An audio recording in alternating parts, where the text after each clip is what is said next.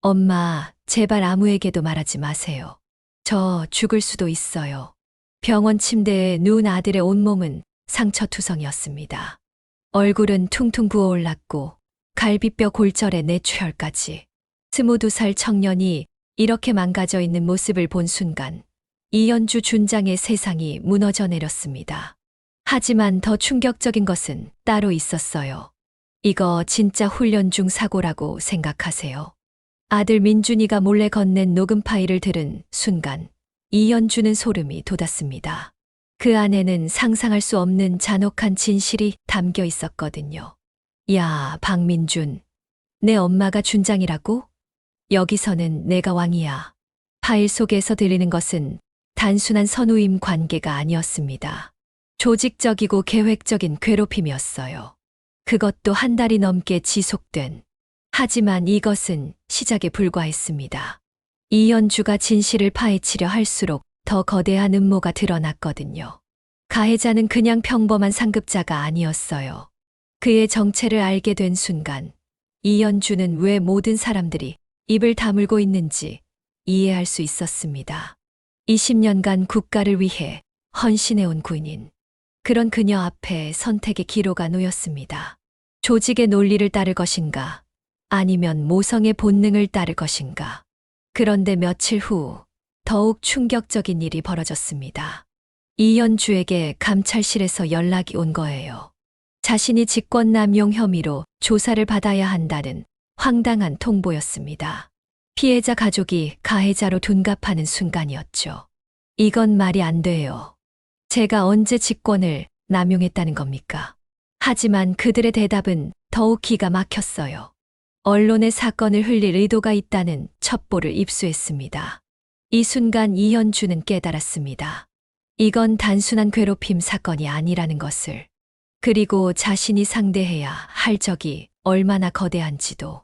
구독과 좋아요 한 번씩 눌러주시면 여러분에게도 오늘의 용기가 전해질 거예요. 이현주는 결심했습니다. 20년 군인 생활을 걸고라도 진실을 밝혀내겠다고. 하지만 그녀가 마주하게 될 현실은 상상을 초월할 만큼 잔혹했어요. 과연 한 어머니의 용기가 거대한 조직의 벽을 뚫을 수 있을까요? 그리고 그 끝에서 그녀가 치러야 할 대가는 무엇이었을까요? 믿을 수 없는 반전이 여러분을 기다리고 있습니다. 사흘 전 새벽 2시 이연주는 아들로부터 긴급 전화를 받았습니다. 엄마, 도와주세요. 저 정말 죽을 것 같아요. 목소리가 떨리고 있었어요. 평소 씩씩하던 아들이 이렇게 나약하게 들린 적이 없었습니다. 이연주는 곧바로 차를 몰고 부대로 향했어요. 부대 의무실에서 만난 아들의 모습은 참담했습니다. 하지만 더 놀라운 건 의무병의 말이었어요. 준장님, 이런 외상은 단순한 사고로 보기 어렵습니다. 무슨 뜻인가요? 명백한 타인에 의한 폭행 흔적입니다. 그것도 여러 차례에 걸쳐서요. 그 순간 이현주의 머릿속이 하얗게 변했습니다. 자신의 아들이 군대에서 폭행을 당했다는 것도 충격이었지만 더 큰 충격은 아무도 이 사실을 알려주지 않았다는 거였어요. 민준아, 누가 이런 짓을 한 거야? 하지만 아들은 고개만 저었습니다. 눈에는 두려움이 가득했어요. 마치 말하는 순간 더 큰 위험이 닥칠 것 같은 표정이었습니다.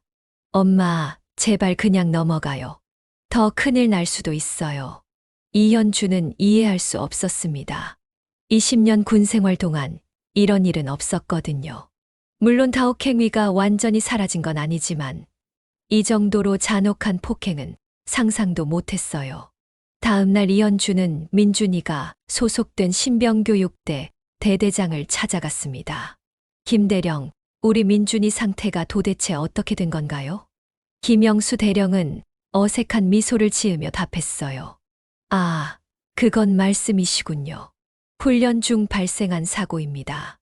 이미 응급처치는 완료했고요. 사고라고요? 의무병 말로는 명백한 폭행 흔적이라던데요. 김대령의 표정이 순간 굳어졌습니다. 격투 훈련 중에 넘어지면서 다친 겁니다.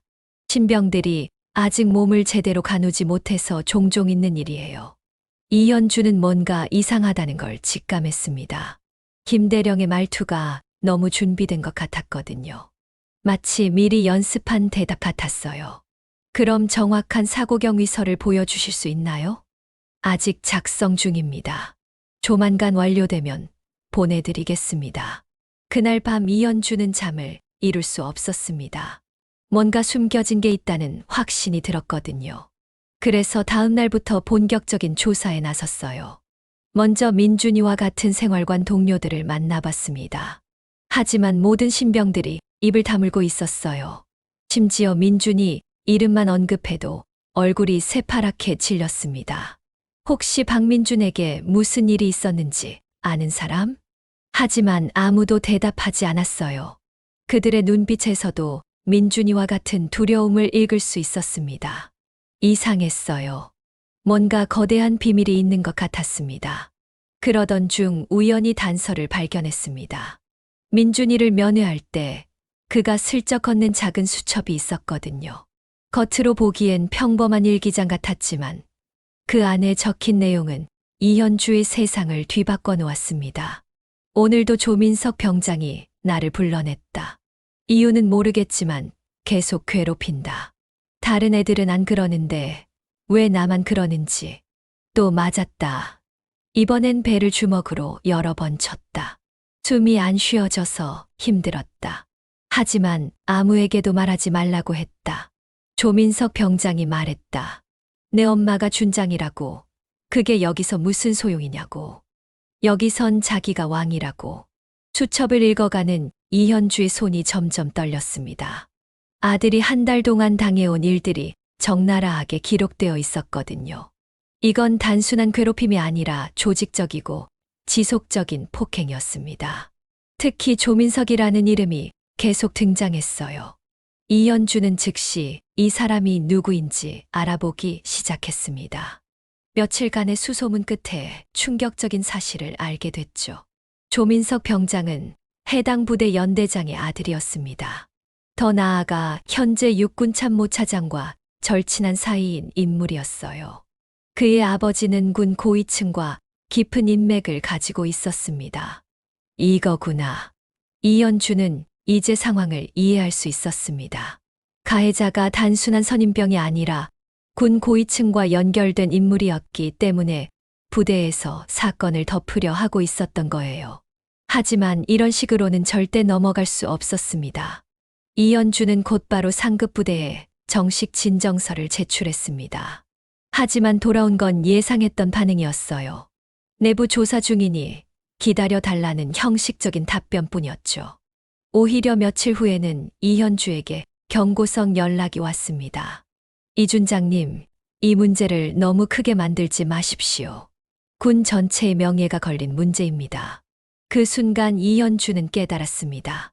이건 단순히 한 명의 가해자 문제가 아니라 군 조직 전체가 연루된 은폐 작업이라는 걸 말이에요. 더욱 충격적인 일은 며칠 후에 벌어졌습니다. 이현주에게 국방부 감찰실에서 연락이 온 거예요. 자신이 준장 직권을 남용해서 아들 문제에 개입했다는 혐의로 조사를 받아야 한다는 거였습니다. 이건 말이 안 되잖아요. 제가 언제 직권을 남용했단 말입니까? 감찰관 앞에서 이현주는 억울함을 토로했습니다. 하지만 돌아온 대답은 차가웠어요. 준장 신분으로 다른 부대 업무에 개입하고 내부 조사를 방해했다는 신고가 들어왔습니다. 또한 언론에 이 사건을 흘릴 의도가 있다는 첩보도 있고요. 이현주는 기가 막혔습니다. 피해자 가족이 진실을 요구하는 것이 직권남용이라니. 이런 어처구니 없는 일이 어디 있단 말인가요? 하지만 더욱 놀라운 건 이런 조치들이 얼마나 치밀하게 준비되었는지였습니다. 그날 저녁 이현주는 혼자 집에 앉아 아들의 일기장을 다시 읽어보고 있었습니다. 읽으면 읽을수록 분노가 치밀어 올랐어요. 마지막 페이지에는 아들의 절망적인 심경이 고스란히 드러나 있었습니다. 엄마 미안해요. 군대가 이렇게 무서운 곳인 줄 몰랐어요. 매일매일이 지옥 같아요. 하지만 엄마한테 걱정 끼치기 싫어서 말할 수가 없어요. 이현주는 일기장을 덮고 고개를 숙였습니다. 눈물이 주르르 흘러내렸어요. 자신이 20여 년간 몸담아온 조직이, 자신이 목숨 걸고 지켜온 군이 이렇게 썩어 있다는 사실이 너무나 충격적이었습니다. 그런데 바로 그때 운명을 바꿀 전화가 걸려왔습니다. 내일 오후 3시 신촌 카페 라운에서 만나요. 박민준 이병 사건의 진실을 알려드릴 정보가 있습니다. 알 수 없는 번호에서 온 문자였어요. 이현주는 처음엔 의심했지만 지푸라기라도 잡고 싶은 심정이었습니다. 다음 날 오후 약속 장소인 카페에 도착한 이현주. 조용한 구석자리에 앉아 기다리는데 30대 중반으로 보이는 남성이 조심스럽게 다가왔어요. 이준장님이시죠? 저는 강세훈이라고 합니다. 이현주는 그 이름이 낯익다는 생각이 들었어요. 어디서 들어본 이름 같았거든요. 혹시 5년 전 아프가니스탄 파병 때? 맞습니다. 그때 준장님께서 제 목숨을 구해주셨죠. 강세훈은 과거 이현주가 지휘관으로 있을 때 부하였던 정보요원이었습니다. 적군의 매복 공격을 받았을 때 이현주가 직접 구조작전을 지휘해서 그의 목숨을 구한 적이 있었어요. 지금은 전역해서 민간인이지만 여전히 군 내부에 정보원들이 있습니다. 박민준 이병 사건의 전말을 알고 있어요. 강세훈이 건넨 USB에는 충격적인 내용들이 담겨 있었습니다. 집으로 돌아온 이현주는 곧바로 USB를 컴퓨터에 연결했어요. 여러 개의 파일들이 나타났습니다. 음성 파일, 동영상 파일, 그리고 문서 파일들이 정리되어 있었죠. 첫 번째 음성 파일을 재생하자 이현주의 얼굴이 일그러졌습니다. 야, 박민준, 내 엄마가 준장이라고? 여기서는 그런 거 아무 소용없어. 내가 왕이야, 알겠어. 조민석 병장의 목소리였습니다. 이어서 무언가를 때리는 소리와 민준이의 신음소리가 들렸어요. 제발 그만해 주세요. 제가 뭘 잘못했나요? 잘못한 게 있어야 때리나? 기분 나쁘면 때리는 거야. 내 엄마한테 말하면 너 죽어. 녹음은 계속 이어졌습니다. 조민석 병장이 민준이를 괴롭히는 장면들이 적나라하게 담겨 있었어요. 단순한 군기잡기 수준을 넘어선 잔혹한 폭행이었습니다. 두 번째 파일에는 더욱 충격적인 내용이 있었습니다. 부대 간부들이 이 사건을 은폐하려는 대화 내용이었거든요. 김대령, 이 사건은 절대 밖으로 새어나가면 안 됩니다. 조민석이 누구 아들인지 아시지 않습니까? 알고 있습니다. 하지만 피해자 어머니가 준장이라 쉽게 넘어갈 것 같지 않은데요. 그래서 지금 감찰실에서 이현주 준장을 조사하고 있지 않습니까? 오히려 그쪽이 직권남용을 했다고 몰아가는 겁니다. 이현주는 주먹을 불끈 쥐었습니다. 자신들이 저지른 범죄를 덮기 위해 피해자, 가족을 가해자로 만들려는 치밀한 계획이었던 거예요. 세 번째 파일에는 육군 참모차장과 관련된 대화가 담겨 있었습니다. 카카, 조민석 건은 어떻게 하시겠습니까? 당연히 덮어야지. 내 친구 아들이 군법회의에 서게 할 순 없어. 피해자 쪽에서 문제를 제기하면 오히려 그쪽을 문제 삼아 이미 이현주 준장에 대한 감찰 조사가 시작됐습니다. 잘했어. 이번 기회에 저 여자도 정리하는 게 좋겠군. 이현주는 더 이상 들을 수 없었습니다.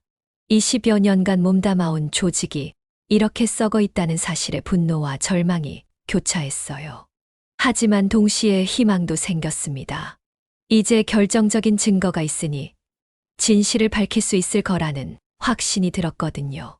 마지막 파일에는 부대의 CCTV 영상 일부가 담겨 있었습니다. 화질은 좋지 않았지만 조민석 병장이 민준이를 구타하는 장면이 선명하게 보였어요. 이현주는 모든 파일을 확인한 후 깊은 생각에 잠겼습니다. 이 증거들을 어떻게 활용할지, 그리고 어떤 방법으로 진실을 세상에 알릴지 고민해야 했어요. 하지만 한 가지는 분명했습니다. 더 이상 물러설 수 없다는 것이었죠. 그런데 바로 그때 이현주의 휴대전화가 울렸습니다. 국방부 감찰실에서 온 전화였어요. 이준장님, 내일 오전 10시까지 출석하시기 바랍니다. 직권남용 혐의에 대한 정식 조사를 시작하겠습니다. 전화를 끊은 이현주는 씁쓸하게 웃었습니다. 진실을 밝히려고 자신을 범죄자로 만들려는 시도였던 거죠. 하지만 이제는 두렵지 않았습니다. 강력한 무기가 생겼으니까요. 좋아, 한번 붙어보자. 이현주는 USB를 안전한 곳에 보관하고 내일 있을 조사에 대비하기 시작했습니다. 이제 진짜 전쟁이 시작되는 거였어요. 다음 날 아침 이현주는 평소보다 일찍 일어나 군복을 차려 입었습니다. 오늘이 자신의 군인 생활에서 가장 중요한 하루가 될 거라는 걸 알고 있었거든요. 거울 앞에서 계급장을 정리하며 스스로에게 다짐했어요. 오늘은 준장으로서가 아니라 진실을 위해 싸우는 한 명의 군인으로 서겠다고 말이죠. 국방부 감찰실에 도착했을 때는 이미 여러 명의 감찰관들이 대기하고 있었습니다. 분위기가 심상치 않았어요. 평소 동료들과의 일반적인 업무 조사와는 차원이 다른 긴장감이 감돌았습니다. 이현주 준장, 앉으시죠. 주 감찰관의 목소리는 차갑고 공식적이었습니다. 이현주는 의자에 앉으며 주변을 둘러봤어요. 여러 명의 감찰관들이 자신을 빙 둘러싸고 앉아있는 모습이 마치 재판정 같았습니다. 준장님께서 최근 타 부대 업무에 개입하여 지휘 체계를 혼란시켰다는 신고가 접수되었습니다. 이에 대해 해명해 주시기 바랍니다. 제 아들이 폭행당한 사건의 진실을 확인하려 했던 것뿐입니다. 이것이 어떻게 직권남용이 될 수 있나요? 이현주의 답변에 감찰관들은 서류를 뒤적이며 다음 질문을 이어갔어요. 준장 신분으로 해당 부대를 방문하여 압박을 가했다는 증언이 있습니다. 또한 언론에 이 사건을 흘리려 했다는 정황도 포착되었고요. 언론에 흘린다니요. 저는 그런 적이 없습니다. 단지 제 아들에게 무슨 일이 있었는지 알고 싶었을 뿐이에요. 하지만 감찰관들의 추궁은 계속되었습니다. 마치 이현주를 범죄자로 만들기 위해 미리 시나리오를 준비한 것 같았어요. 질문 하나하나가 이현주를 궁지로 몰아넣으려는 의도로 가득했습니다. 그럼 이 녹음 파일은 어떻게 설명하시겠습니까? 감찰관이 재생한 건 이현주가 김영수 대령과 나눈 대화였습니다. 하지만 편집되어 있어서 문맥이 완전히 왜곡되어 있었어요. 이건 편집된 거잖아요. 전체 대화 내용을 들어보시면 편집 여부는 저희가 판단할 문제입니다. 중요한 건 준장님이 타부대 지휘관에게 압박을 가했다는 사실입니다. 이현주는 이 순간 깨달았습니다. 이들은 처음부터 자신을 범죄자로 만들 작정이었다는 걸 말이에요. 아들의 사건은 안중에도 없고 오직 이현주를 제거하는 것만이 목표였습니다. 잠깐만요. 이현주가 갑자기 일어서자 감찰관들이 놀란 표정을 지었어요. 제가 가져온 자료를 보여드리고 싶습니다. 이현주는 가방에서 USB를 꺼내들었습니다. 강세훈이 건네준 그 USB 말이에요. 이 안에는 제 아들 박민준 이병이 당한 폭행의 실체가 모두 담겨 있습니다. 그리고 이를 은폐하려는 고위층들의 대화도 녹음되어 있고요. 감찰관들의 얼굴이 순간 굳어졌습니다. 예상하지 못한 반격이었거든요. 어디서 구한 자료인지 출처가 불분명한, 출처가 중요한 게 아니라 내용이 중요한 거 아닙니까? 들어보시죠. 이현주는 USB를 컴퓨터에 연결하고 조민석 병장이 민준이를 폭행하는 음성 파일을 재생했습니다. 감찰실 안에 조민석의 잔혹한 목소리가 울려 퍼졌어요. 야, 박민준, 내 엄마가 준장이라고? 여기서는 그런 거 아무 소용없어. 이어서 민준이의 신음소리와 폭행소리가 들렸습니다. 감찰관들의 표정이 점점 굳어졌어요.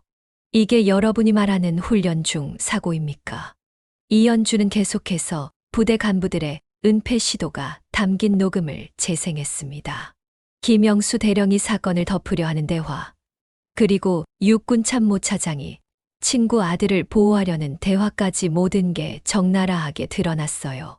이 모든 증거가 있는데도 저를 직권남용으로 몰아세우시겠습니까? 감찰관들은 서로 눈치를 보며 말을 잇지 못했습니다. 더 이상 이현주를 범죄자로 만들 수 없다는 걸 깨달았거든요. 하지만 주 감찰관은 마지막 카드를 꺼내들었어요. 이 자료들의 법적 효력에 대해서는 별도로 검토해야 합니다. 그리고 준장님이 이런 자료를 어떤 경로로 입수했는지도 문제가 될 수 있고요. 법적 효력이요. 제 아들이 맞아 죽을 뻔한 상황에서 법적 효력을 따지자는 말씀입니까? 이현주의 목소리에 분노가 실렸습니다. 더 이상 참을 수 없었어요. 좋습니다. 그럼 이 자료들을 언론에 공개하겠습니다. 국민들이 직접 판단하게 하죠. 그 순간 감찰실 문이 열리며 한 명의 고위 장교가 되어왔습니다. 육군 참모차장이었어요. 이현주는 그를 보자 모든 게 명확해졌습니다. 이 모든 조사가 누구의 지시였는지 알 수 있었거든요. 이준장, 오랜만이군. 육군 참모차장의 목소리에는 위협이 담겨 있었습니다. 이제 진짜 대결이 시작되는 순간이었어요. 육군 참모차장이 감찰실에 들어서자 분위기가 완전히 바뀌었습니다. 감찰관들은 모두 일어서서 경례를 했고 이현주만이 자리에 그대로 앉아 있었어요. 그녀의 눈빛에는 더 이상 물러서지 않겠다는 의지가 가득했습니다. 이준장, 자리를 좀 비워주겠나. 육군 참모차장이 감찰관들에게 손짓하자 그들은 서둘러 나갔어요. 이제 이현주와 육군 참모차장 단둘이 남게 됐습니다. 공기가 무거웠어요. 이렇게 만나게 되어 유감이군. 육군 참모차장은 이현주 맞은편에 앉으며 차가운 미소를 지었습니다. 그의 표정에서 이현주는 이 모든 일의 배후가 누구였는지 확실히 알 수 있었어요. 유감이라니요? 각하의 친구 아들이 제 아들을 반죽음으로 만든 일에 대해서 말씀하시는 건가요? 이준장, 말을 좀 조심하게. 자네가 지금 뭘 하고 있는지 알고 있나? 육군 참모차장의 목소리에 위협이 짙어졌습니다. 하지만 이현주는 전혀 위축되지 않았어요. 저는 진실을 밝히려 하고 있습니다. 각하께서는 그 진실을 덮으려 하고 계시고요. 진실, 그런 걸 진실이라고 부르나? 자네 아들이 약해서 적응 못하는 걸 무슨 대단한 사건으로 만들려고 하는군. 그 순간 이현주의 눈에 분노의 불꽃이 일었습니다. 아들을 모독하는 말은 절대 용납할 수 없었거든요. 각하, 방금 말씀을 다시 한번 해보시죠. 제가 잘못 들은 건지 확인하고 싶어서요. 자네가 제대로 들었어. 요즘 젊은 애들이 워낙 나약해서 군기 잡는 것도 폭행이라고 하더군. 육군 참모차장은 전혀 미안해하지 않았습니다. 오히려 당연하다는 듯이 말하고 있었어요. 그럼 이것도 단순한 군기 잡기라고 보시는 건가요? 이현주는 휴대전화를 꺼내 조민석 병장의 폭행 음성을 재생했습니다. 감찰실 안에 잔혹한 소리들이 울려 퍼졌어요. 하지만 육군 참모차장의 표정은 변하지 않았습니다. 이런 불법 녹음을 어디서 구했는지 모르겠지만 법정에서는 증거 능력이 없을 거야. 그럼 이건 어떠신가요? 이현주는 이번엔 육군 참모차장 자신이 등장하는 녹음을 재생했습니다. 친구 아들을 보호하라고 지시하는 그의 목소리가 선명하게 들렸어요. 내 친구 아들이 군법회의에 서게 할 순 없어. 피해자 쪽에서 문제를 제기하면 오히려 그쪽을 문제 삼아. 육군 참모차장의 얼굴이 처음으로 굳어졌습니다. 자신의 목소리가 녹음된 걸 예상하지 못했던 거예요. 이것도 불법 녹음이라고 하실 건가요? 각하께서 직접 은폐를 지시하신 내용인데 말이죠. 이준장, 자네가 지금 뭘 하려는지 알겠지만 소용없을 거야.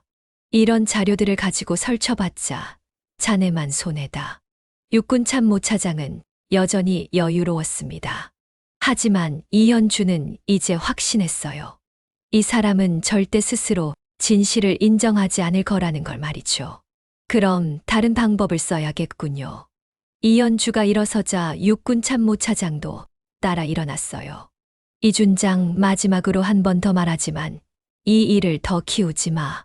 자네 군 생활도 생각하고 앞으로의 미래도 생각해봐. 협박하시는 건가요? 협박이 아니라 충고야. 현명한 선택을 하길 바란다.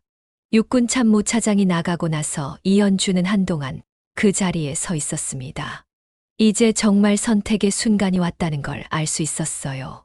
조직과 타협하고 조용히 넘어갈 것인가? 아니면 끝까지 진실을 위해 싸울 것인가? 그때 휴대전화로 병원에서 연락이 왔습니다. 민준이의 상태가 악화되어 정신과 응급치료가 필요하다는 내용이었어요. 이현주는 더 이상 망설일 수 없었습니다. 감찰실을 나선 이현주는 곧바로 기자들에게 연락했어요. 이제 정면 승부를 할 때였습니다. 조직의 힘으로는 진실을 밝힐 수 없다면 국민의 힘을 빌려서라도 해내겠다는 결심이었죠. 안녕하세요. 연합뉴스 김 기자입니다. 저는 이현주 준장입니다. 군 내부의 조직적 폭행 사건과 은폐 시도에 대해 제보하고 싶습니다. 전화기 너머로 기자의 놀라는 기색이 전해졌어요. 현직 준장이 직접 제보하는 일은 전례가 없었거든요. 내일 오후 2시에 기자회견을 열겠습니다. 모든 증거 자료를 공개할 예정이니 많은 관심 부탁드립니다. 전화를 끄는 이현주는 깊게 숨을 들이쉬었습니다. 이제 돌이킬 수 없는 강을 건너는 거였어요. 하지만 후회는 없었습니다. 아들을 위해서 그리고 썩어가는 조직을 바로잡기 위해서 반드시 해야 할 일이었으니까요. 그날 밤 이현주는 아들이 입원한 병원으로 향했습니다. 내일의 기자회견을 앞두고 아들에게 마지막으로 용기를 얻고 싶었거든요. 병원에 도착한 이현주는 정신과 병동으로 발걸음을 옮겼습니다.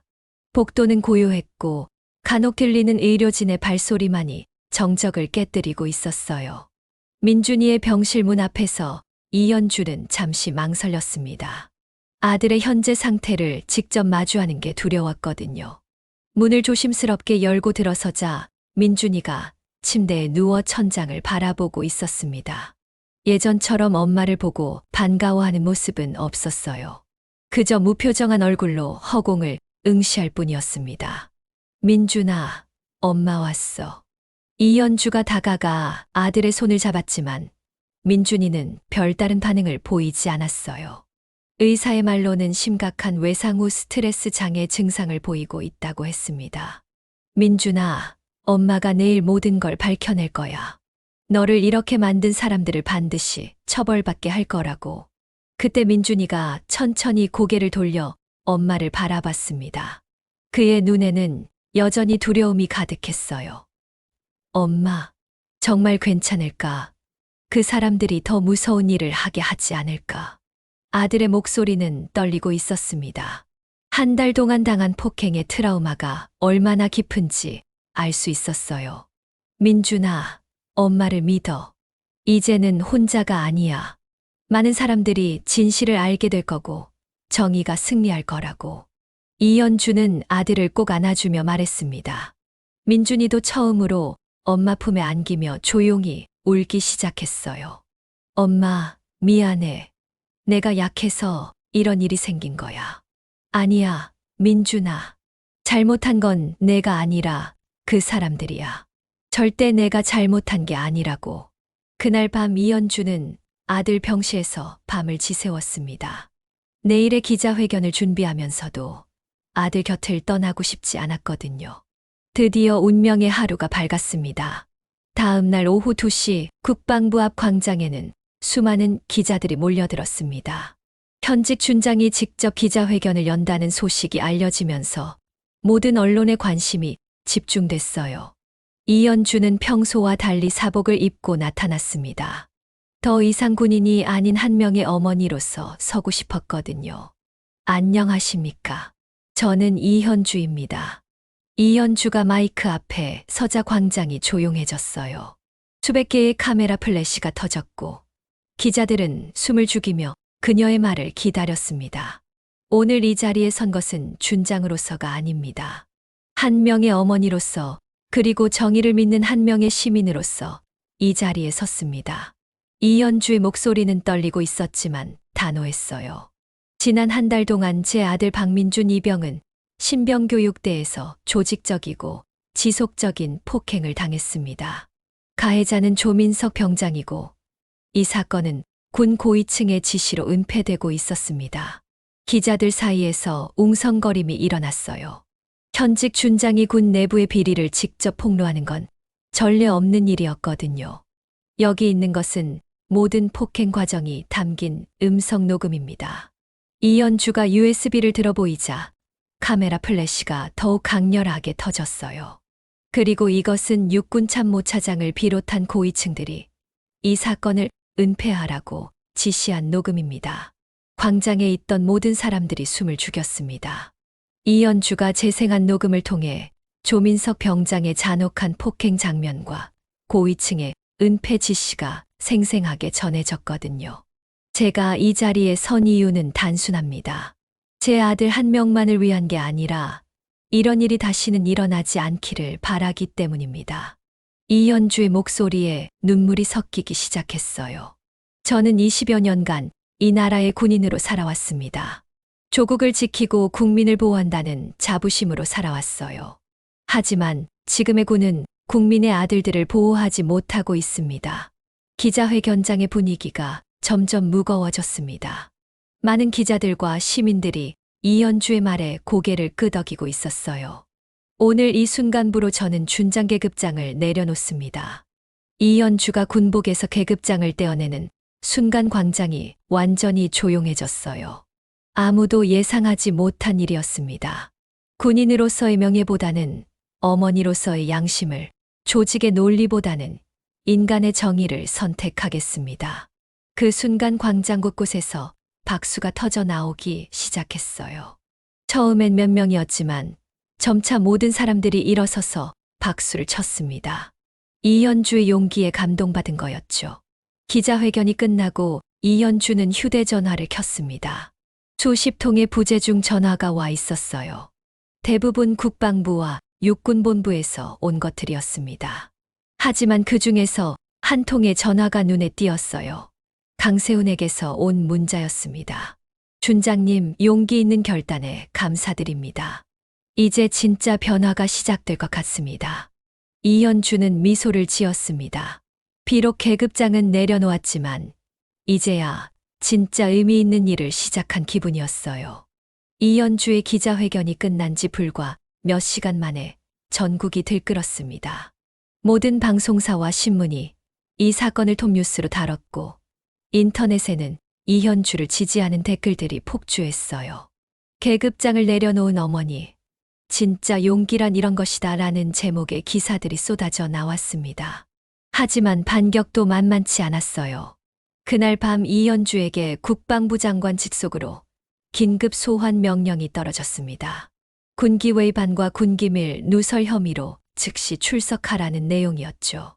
다음 날 아침 이현주가 국방부에 도착했을 때는 이미 수백 명의 시민들이 그녀를 지지하는 피켓을 들고 모여 있었습니다.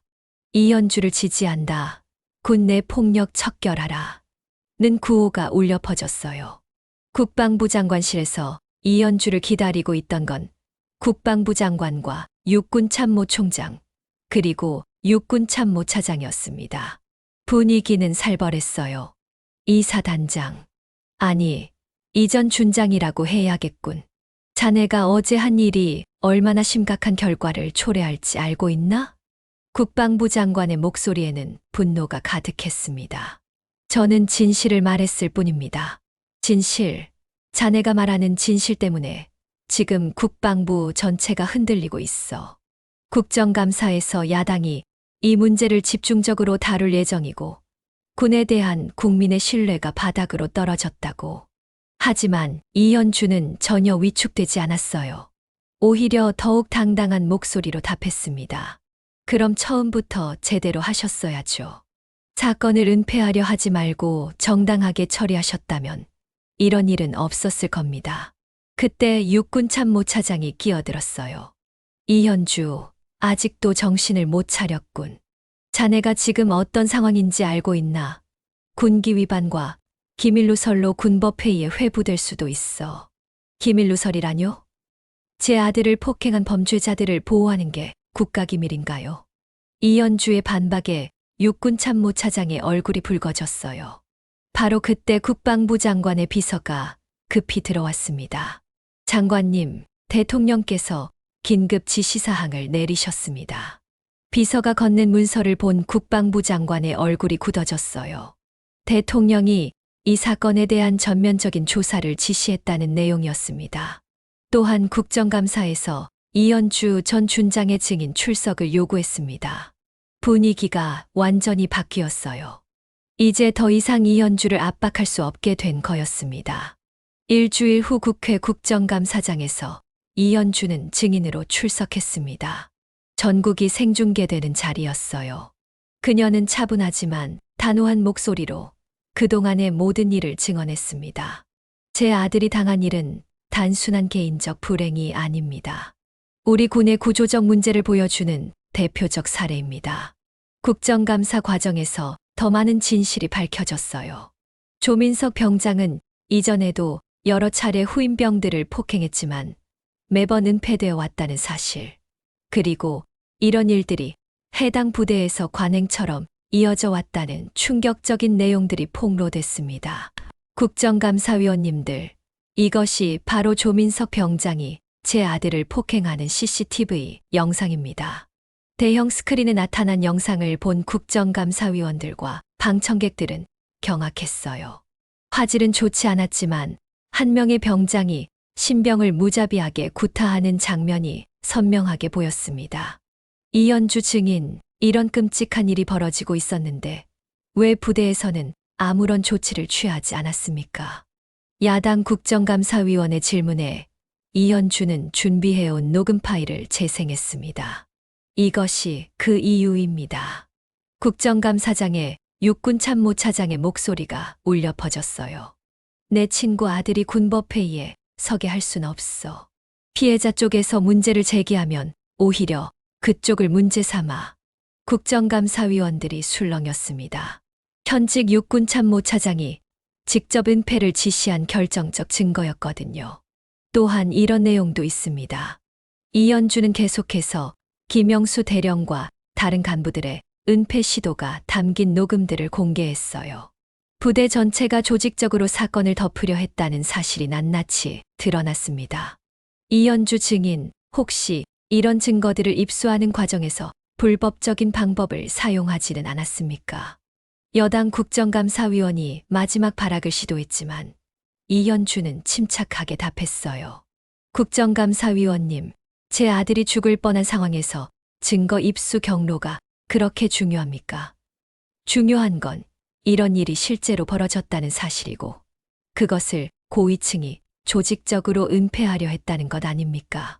방청석에서 박수가 터져 나왔어요. 국정감사위원장이 정숙을 요구했지만 박수는 쉽게 멈추지 않았습니다. 마지막으로 한 가지만 더 말씀드리겠습니다. 이현주는 마이크에 더 가까이 다가갔어요. 저는 20년 넘게 이 나라를 지키는 군인으로 살아왔습니다. 하지만 제 아들을 지키지 못했습니다. 이건 제 개인의 실패가 아니라 우리 군 전체의 실패입니다. 더 이상 이런 일이 반복되어서는 안 됩니다. 그녀의 목소리에 눈물이 섞였지만 끝까지 당당했어요. 국정감사가 끝난 지 일주일 만에 파장이 시작됐습니다. 육군참모차장은 사임했고 조민석 병장과 관련 간부들은 모두 군법회의에 회부됐어요.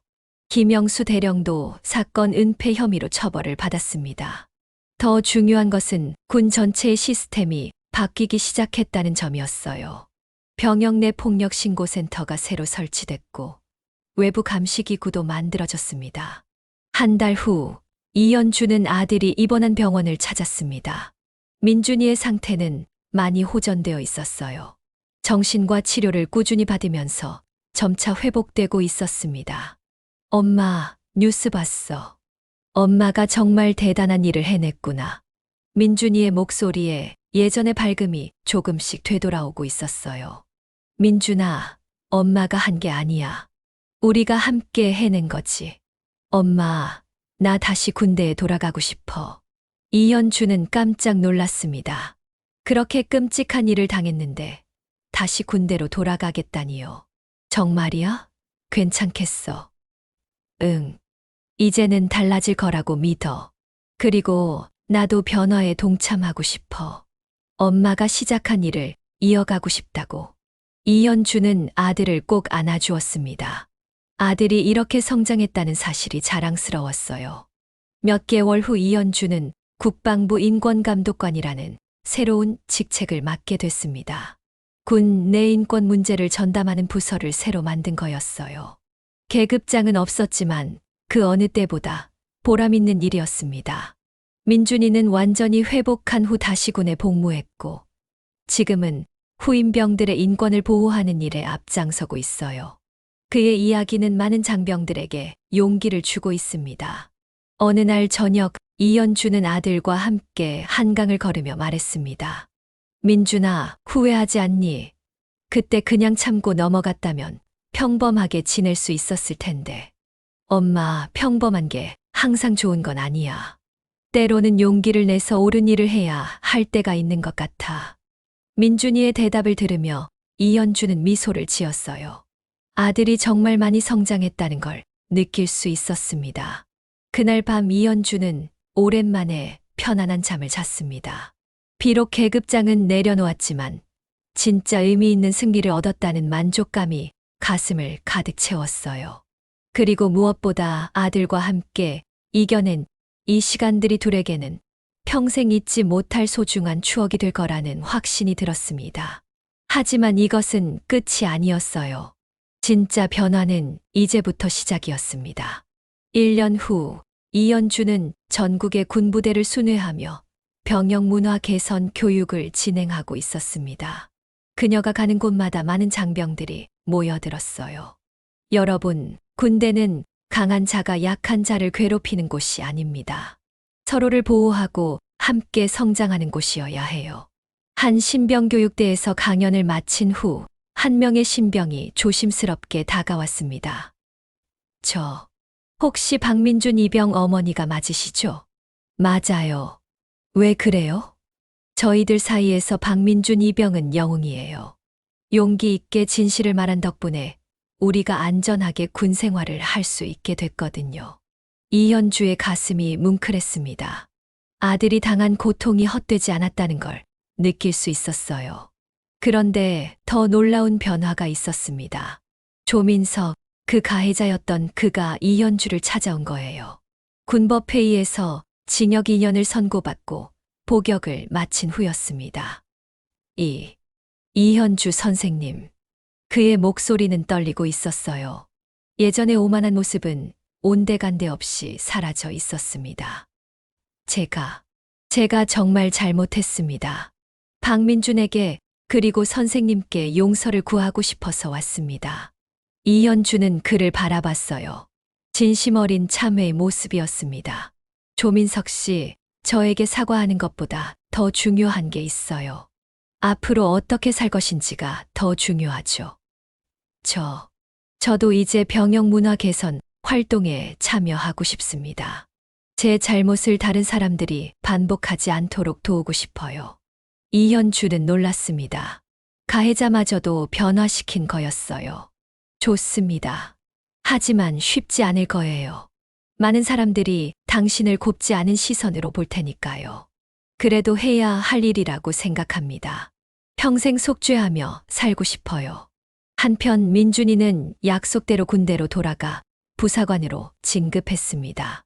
그리고 신병들의 멘토 역할을 하며 건강한 병역 문화 만들기에 앞장서고 있었어요. 후임들아, 힘든 일 있으면 언제든 나한테 말해. 혼자 참지 마. 민준이의 부대는 전군에서 모범 부대로 선정됐습니다. 폭력 없는 병영, 서로 존중하는 문화가 정착된 거였어요. 어느 날 이현주에게 뜻밖의 소식이 전해졌습니다. 자신의 이야기가 영화로 제작된다는 거였어요. 선생님의 용기가 많은 사람들에게 희망을 주었습니다. 더 많은 사람들이 이 이야기를 알아야 한다고 생각해요. 영화 제작자의 말에 이현주는 기꺼이 동의했습니다. 자신의 경험이 다른 피해자들에게 용기를 줄 수 있다면 그것으로 충분했거든요. 영화가 개봉된 후 전국에서 비슷한 피해를 당한 가족들이 이현주를 찾아왔습니다. 선생님 덕분에 저희도 용기를 낼 수 있었어요. 이제는 숨지 않고 당당하게 진실을 말할 수 있을 것 같아요. 이현주는 이들과 함께 군인권보호시민연대를 만들었습니다. 피해자 가족들의 상담과 법적 지원을 위한 단체였어요. 5년이 흘렀습니다. 민준이는 이제 중2가 되어 인권교육 전담 장교로 활동하고 있었고, 이연주는 국방부 차관보까지 승진해 군 인권 정책을 총괄하고 있었어요. 무엇보다 놀라운 변화는 군 전체의 문화였습니다. 병역 내 폭력 사건이 90% 이상 감소했고, 신고 시스템도 완전히 정착됐어요.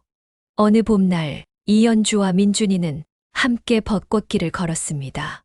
엄마, 5년 전 일을 생각하면 정말 꿈 같아. 그러게 말이야. 그때는 정말 힘들었는데. 엄마, 고마워. 나를 포기하지 않고 끝까지 싸워줘서. 민준아, 엄마도 고마워. 너 덕분에 엄마도 진짜 중요한 게 뭔지 알게 됐어. 그때 이연주의 휴대전화로 문자가 왔습니다. 조민석에게서 온 거였어요. 선생님, 오늘 청소년 대상군기 갈등 예방교육을 성공적으로 마쳤습니다. 100명의 학생들이 경청해 주었고, 많은 질문도 받았어요. 앞으로도 계속 열심히 하겠습니다. 이연주는 민준이에게 문자를 보여주었어요. 사람이 정말 변할 수 있구나. 그러게. 악의는 따로 없는 것 같아. 잘못된 환경이 사람을 나쁘게 만드는 거지. 그날 저녁, 이연주는 일기를 썼습니다. 5년 전 오늘, 나는 계급장을 내려놓았다. 그때는 모든 걸 잃는다고 생각했다. 하지만 지금 생각해보니, 그때야말로 진짜 중요한 것을 얻기 시작한 날이었다. 아들을 지키려던 마음이 수많은 아들들을 지키는 일이 됐고, 한 가정의 아픔이 사회 전체의 변화로 이어졌다. 정의는 멀리 있지 않다. 용기 있는 한 사람의 외침에서 시작되는 것이다. 그리고 마지막 줄에 이렇게 적었어요. 오늘도 어딘가에서 부당함을 당하고 있을 누군가에게 이 이야기가 작은 용기가 되기를 바란다. 혼자가 아니다. 우리가 함께 있다. 창밖으로 보이는 별들이 유난히 밝게 빛나고 있었습니다. 마치 희망의 메시지를 전하는 것처럼 말이에요. 이연주의 이야기는 여기서 끝이지만 그녀가 만든 변화는 지금도 계속되고 있습니다. 용기 있는 한 사람의 목소리가 세상을 바꿀 수 있다는 것을 보여준 진짜 이야기였어요. 그로부터 10년이 더 흘렀습니다. 이연주는 이제 60세가 되어 국방부를 퇴직했지만 여전히 전 세계를 다니며 군 인권과 조직 내 폭력 근절에 대한 강연을 하고 있었어요. 한국의 변화가 전 세계의 모델이 되고 있습니다. UN 인권위원회에서 이연주를 초청해 기조연설을 요청한 거였어요. 한 어머니의 용기가 이제는 전 세계적인 운동이 된 거였습니다. 그날 뉴욕 UN 본부 연단에 선 이연주는 15년 전을 떠올렸어요. 15년 전 저는 그저 아들을 구하고 싶은 한 명의 어머니였습니다. 하지만 오늘 저는 여러분께 말씀드리고 싶어요. 한 사람의 용기가 얼마나 큰 변화를 만들 수 있는지를. 연설이 끝나자 기립박수가 10분 동안 계속됐어요. 전 세계 인권활동가들이 그녀의 용기에 감동받은 거였습니다. 연설 후 이연주에게 한 통의 영상통화가 걸려왔어요.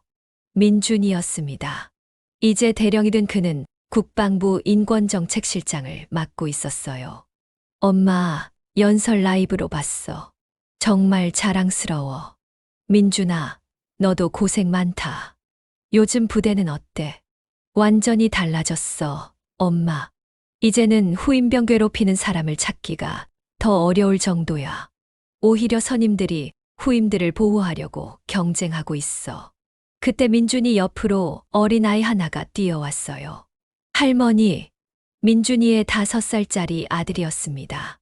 할머니, 아빠가 그랬어. 할머니가 세상에서 가장 용감한 사람이래. 이연주의 눈에 눈물이 맺혔어요. 손자가 이렇게 자랑스러워하는 할머니가 될 줄은 꿈에도 몰랐거든요. 준호야, 할머니는 용감한 게 아니라 사랑했던 거야. 아빠를 너무 사랑해서 포기할 수 없었던 거지. 며칠 후 한국으로 돌아온 이연주는 깜짝 놀랄 소식을 들었어요. 조민석이 전국 청소년 인권교육원 원장으로 임명됐다는 거였어요. 15년 동안 꾸준히 속죄의 삶을 살아온 그가 마침내 사회적으로도 인정받게 된 거였습니다. 선생님, 정말 감사합니다. 선생님이 저를 용서해 주지 않았다면 이런 기회는 절대 없었을 거예요. 조민석은 여전히 이현주를 만날 때마다 고개를 숙였어요. 조민석 원장님, 이제 그만하세요. 당신은 이미 충분히 변했어요. 이제는 당당하게 사세요. 아니에요. 평생 잊지 않을 거예요. 그래야 같은 실수를 반복하지 않으니까요. 그해 겨울, 이현주는 뜻밖의 소식을 들었어요. 자신이 노벨 평화상 후보에 올랐다는 거였습니다. 개인의 용기로 사회 전체의 구조적 변화를 이끌어냈다는 것이 추천 이유였어요. 비록 수상하지는 못했지만 그 자체로도 큰 의미였습니다. 한 어머니의 외침이 세계적으로 인정받은 거였으니까요. 그리고 마침내 그날이 왔습니다. 이현주의 70세 생일이었어요. 민준이가 깜짝 파티를 준비했는데 정말 뜻밖의 손님들이 나타났어요. 15년 전 함께했던 강세훈, 그리고 그녀를 지지했던 시민들, 변화된 군부대의 장병들, 심지어 조민석까지 모두 한자리에 모인 거였어요. 이현주 선생님, 선생님 덕분에 우리 모두 더 나은 사람이 될 수 있었습니다. 선생님이 없었다면 우리는 지금도 잘못된 관행을 반복하고 있었을 거예요. 정말 감사합니다. 하나씩 전해지는 감사 인사에 이현주는 울컥했어요. 마지막에 민준이가 깜짝 선물을 꺼내들었어요. 15년 전 이현주가 쓴 일기장이었습니다. 엄마, 이거 기억해. 15년 전에 쓴 일기 말이야. 이현주는 그때 일기를 다시 읽어봤어요. 오늘도 어딘가에서 부당함을 당하고 있을 누군가에게 이 이야기가 작은 용기가 되기를 바란다. 혼자가 아니다. 우리가 함께 있다. 엄마, 엄마의 바람이 이루어졌어. 이제 정말 아무도 혼자가 아니야. 그날 밤 이현주는 마지막 일기를 썼습니다. 70세가 된 오늘 나는 깨달았다. 내가 아들을 구하려 했지만 결국 아들이 나를 구했다는 것을. 우리가 세상을 바꾸려 했지만 결국 세상이 우리를 더 아름다운 사람으로 만들었다는 것을. 사랑은 기적을 만든다. 한 사람을 향한 간절한 사랑이 수많은 사람들의 삶을 바꿀 수 있다는 걸 나는 증명했다. 이제 나는 안다. 세상에서 가장 강한 힘은 권력도, 돈도, 지위도 아니다. 바로 사랑이다. 그리고 그 사랑을 지키려는 용기다. 만약 이 글을 읽는 당신이 지금 어려움에 처해 있다면 기억하라. 당신은 혼자가 아니다. 당신의 용기가 세상을 바꿀 수 있다. 그리고 언젠가는 반드시 정의가 승리한다는 것을. 창밖으로 첫눈이 내리고 있었어요. 하얀 눈송이들이 세상을 새하얗게 덮어가는 모습이 마치 새로운 시작을 알리는 것 같았습니다. 이현주는 미소 지으며 창문을 열었어요. 차가운 바람이 얼굴을 스쳤지만 마음은 따뜻했습니다. 15년 전 그 어두운 밤, 절망 속에서 시작된 한 어머니의 외침이 이렇게 아름다운 결실을 맺을 줄 누가 알았을까요? 지금도 어딘가에서 부당함과 싸우고 있을 누군가에게 이 이야기가 전해지기를. 그들이 포기하지 않고 끝까지 용기를 잃지 않기를. 왜냐하면 세상은 분명히 변할 수 있으니까요. 한 사람의 용기로부터 말이에요. 오늘의 이야기는 여기까지입니다. 영상 끝까지 함께 해주신 여러분, 진심으로 감사드리며 오늘도 여러분의 하루의 작은 용기 하나 전해졌길 바랍니다. 그 용기를 댓글로 남겨보는 건 어떨까요? 댓글로 서로의 마음을 나누어요.